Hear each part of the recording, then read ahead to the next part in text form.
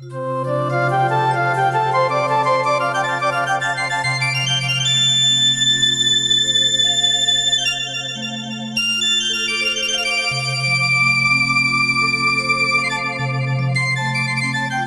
રામ બા. રામ રામ રામ રામ. આવો સમય. રામ રામ. હા જા બેટા સેટ ખાટલો લાગ. બેહો બેહો સમય. અરે બાપ બેહવું નથી, હું તો એક વાવડ દેવા આવ્યો છું અહીંયા. વાવડ? હા બોલો ને, હું વાવડ છે. બાપ બાપુએ વાવડ મોકલાવ્યા છે કે મારા ને રતનના લગ્ન ક્યારે ગોઠવો છો? લગ્ન તો હું કાલે લઈ લઉં, પણ તમને અને તમારા બાપુને ખબર છે કે મારું ખેતર દેવજી પટેલને ત્યાં ગીરવે પડ્યું છે, અને એની જે કાંઈ ઉપજ આવે છે ને એ હંધી દેવજી પટેલ ખાઈ જાય છે. તો હું કઈ રીતે મારી દીકરીના લગ્ન કરાવું? બાપ હા બાપુએ ચોખ્ખું કીધું છે કે જો મારા રતનના 2 મહિનામાં લગ્ન નથી થયા ને તો સગપન ફોપ કરી નાખીશું. ના ના સમય, તમે આવું ના બોલો. હું કાંઈ પણ કરી પણ આ સગપણ ફોપ કરવાની વાત ન કરો. મારી દીકરી આજીવન કુંવારી રહી જાય. હા હું નહીં કરતા. હું તમારા બાપુને આવીને મળી જાય. તમારા બાપુને 1-2 દીમાં આવીને મળી જાય, હંધી વાત કરી જાય. કઈ વાંધો નહીં બા, હાલો હું નીકળું, કારણ કે વાડી રેઢી મૂલીને આવ્યો છું. હા પણ મારી વાત તો સાંભળો.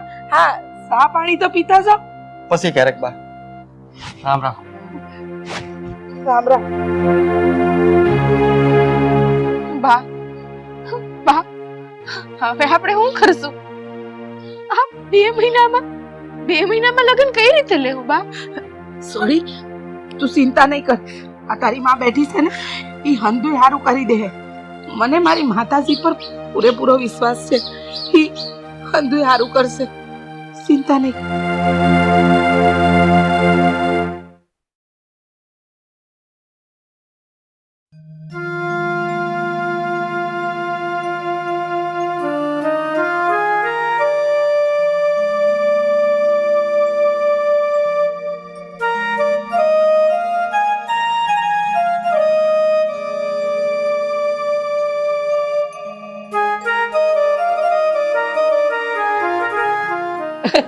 જય શ્રી કૃષ્ણ. રામ રામ. રાધાબેન, હા દેવજીભાઈ ક્યાં છે?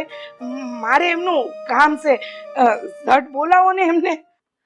કમળાબેન ઈ ગામમાં ગયા હશે, પણ તમે કા આટલા આફડા ફાફડા થયા છો? શું કામ છે? મને વાત કરો, હું મૂકીને કહી દઈ. રાધાબેન, તમને તો ખબર જ છે ને કે આ છેલ્લા 1 વર્ષથી મારી જમીન દેવજીભાઈ પાસે ગીરવે મૂકી છે. હવે એની જે ઉપજ આવે છે ને એના એ રૂપિયા નથી આપતા કે નથી મારી જમીન પાછી આપતા. તો તમને તો ખબર છે કે મારી દીકરીના મારે લગ્ન લેવાના છે. જો જમીન નહીં મળે તો હું મારી દીકરીના લગ્ન કેમ કરી? તમને સમજાય છે ને? કમળાબેન શાંત થઈ જાઓ, હું તમારી હારે જ છું. તમ તારે અરે હું મૂકીને સમજાવી કે ઈ તમારી જમીન તમને પાછી આપી દે, બસ દુખી થાવ માં.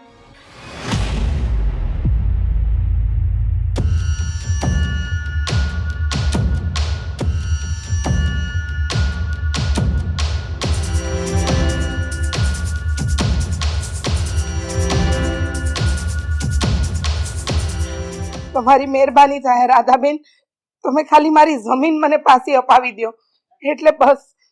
ઈ કોઈ કાળે નહીં બને. ને કમળા, તારી હિંમત કેવી રીતે થઈ મારા ફળિયામાં પગ મૂકવાની? હાલ નીકળ ઘરની બહાર. તમને તો ખબર છે હું ગરીબ માણસ, મારી પાસે બીજું કાંઈ નથી. મારી સોડીના લગ્ન છે, મને અપાવી આપી દો ને મારી. બસ કમળા, આ તારી સોડીના લગ્ન હોય કે ન હોય, હવે તારી સોડી મરે કે જીવે એની હારે મારે કોઈ લેવા દેવા નથી. અરે મુખી, પણ મારી વાત તો બસ રાધા, તારે કઈ નથી બોલવાનું. અને સાંભળી લે કમળા, જ્યાં લગન મારા રૂપિયા પૂરા નહીં થાય ને ત્યાં લગન તારી જમીન પાછી નહીં મળે. એટલે તારે તારી છોડીને લગ્ન કરવા હોય તો કર, એ તો કાંઈ નહીં, મારે કોઈ લેવા દેવા નથી. મુખી બાપા આવું હું કામ કરો છો? મુઝ ગરીબ પર રહેમ ખાઓ, મને મારી જમીન પાછી આલી દ્યો. એ ભીમા, તું ઊભો છો હું જોઈને?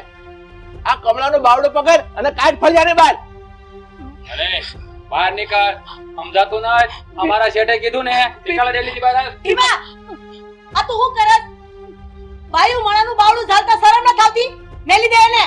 જેઠાણી તમે વચમાં ન બોલતા. અમારા શેઠે હુકમ કર્યો છે ને એટલે માનવો જ પડે.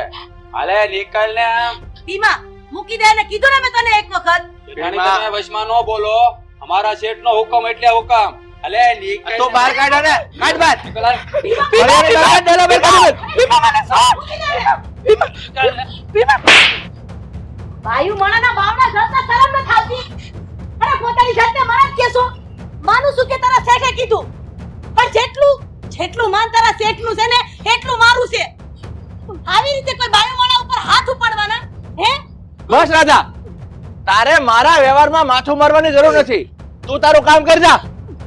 હજી તમને એકવાર સમજાવું છું મુખી. અરે આવા પાપના રૂપિયા આપણે નથી જોતા. અરે ભગવાને આપણને ઘણું બધું આપ્યું છે. શાંતિથી 2 ટકનો રોટલો મળે ને એનાથી સુખી માણા બીજું કોઈ નથી. કા સમજતા નથી તમે? અને આવી અબળા બાઈ ઉપર અત્યાચાર કરો એમાં મારો રામ રાજી નથી. હું કમળાને કાઈ નહીં ખાવા દો. હાલ કમળા, હું તને ઘરે મેલી જાઉં. હાલ. અરે બસ રાધા, તને એકવાર કીધું એમાં ખબર નથી પડતી. તું તારું કામ કર, જા ઓરડામાં જા. અત્યારે તો હું ઓરડામાં જાઉં છું. હજી એક વખત કહું છું, અનિતિનો રૂપિયો ક્યારેય કોઈને પતતો નથી. અને તમે આ ગામના ધણી છો, તમને નહીં પચે. કાંઈ વાંધો નહીં, મારું જે થવાનું હોય એ ભલે થાય. જા તું. હવે તું હું ઊભી છો? તને સંભળાતું નથી? બહાર નીકળ ભીમા, બહાર કાઢ. નીકળ ને બહાર આવ. હાલ હાલ હાલ.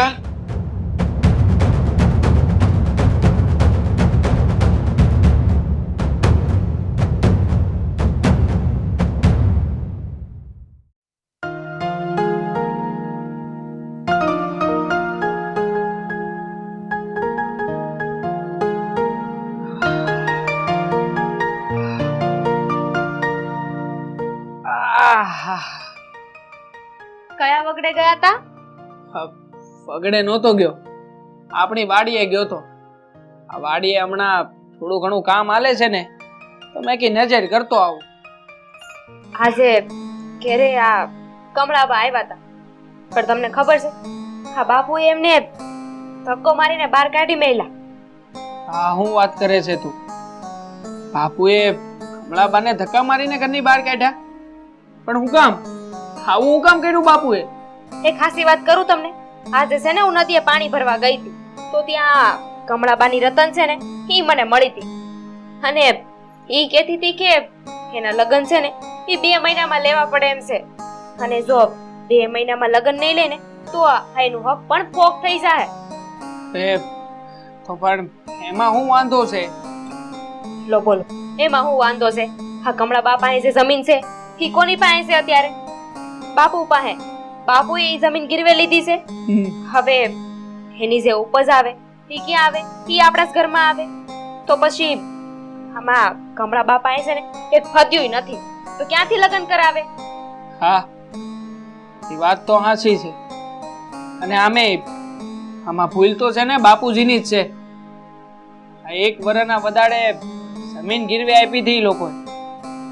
હવે 2 વર્ષ થઈ ગયા, તો પછી બાપુજી એ જમીન આપી દેવી જ જોઈએ. હા, તો પછી તમે બાપુજીને સમજાવો ને કે ઈ જે કરી રહ્યા છે ને એ ખોટું છે. એમને સમજાવો કે જમીન કમળાબાને પાછી આપી દે, નહીં તો વિચારી રતનના છે ને ઝેર ખાવાના વારા આવશે. તો તું છે ને ચિંતા ન કર, હું હમણાં બહાર જઈને બાપુજીને સમજાવું છું અને એની હારે વાતે કરી લઉં છું. તું એક કામ કર, 2 અડાડી ચા મૂક. હા, બને એટલે પાછું મને બોલાવજો.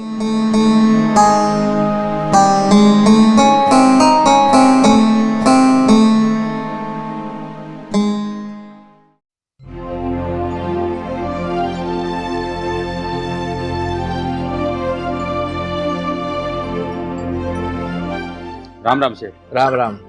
હા બોલો ને, મને અટાણે કાં બોલાવ્યો? ભીમા, આ આખા વર્ષની ઉપજ આવી છે 12 લાખ રૂપિયા. એ આપણે ઓલા પડખેના ગામમાં રામજી શેઠને મારે આપવા જવાના છે. તો તું બીજા ચોકીદારને હારે ચાર કરી લે ને રૂપિયા આપવા જવા પડશે. હા તે કાંઈ વાંધો નહીં શેઠ. 1 મિનિટ. રાધા, ઓલા રૂપિયા આપ્યા છે એ લઈ જાય.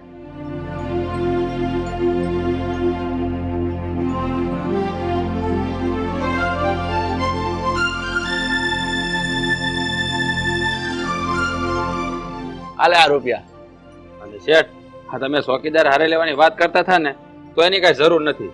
હા હું એકલો જ કાફી છું. કા બાપા, આ ભીમાભાઈ એટલા બધા રૂપિયા લઈને ક્યાં જવાની વાત કરે છે? બેટા, આ પડખેના ગામમાં રામજીભાઈને રૂપિયા આપવા જવાના છે એની વાત કરું છું. ભલે બાપા, કાંઈ વાંધો નહીં, પણ અરે તમને એક વાત કરવી છે. વાત કરવી છે? તારે વળી શું વાત કરવી છે? બાપા, હા કમળા કાકીની દીકરી રતનના લગ્ન છે, અને એ લોકોની પાસે દીકરીના લગ્ન કરાવી શકે ને એટલાય રૂપિયા નથી. તો પછી એની જમીન દબાવીને હું કામ બેઠા છો બાપા? એની જમીન એમને પાછી આપી દો ને. અને હા ઓણની ઉપજના રૂપિયા તમે એને પાછા આપી દો. મારો દીકરો સાચું જ કહે છે. આમ જોવા જાય ને મુખી, તો આપણને ભગવાને અઢળક આપ્યું છે. અરે હાથ પેઢી સુધી બેઠા બેઠા ખાય ને તોય ખૂટે એમ નથી.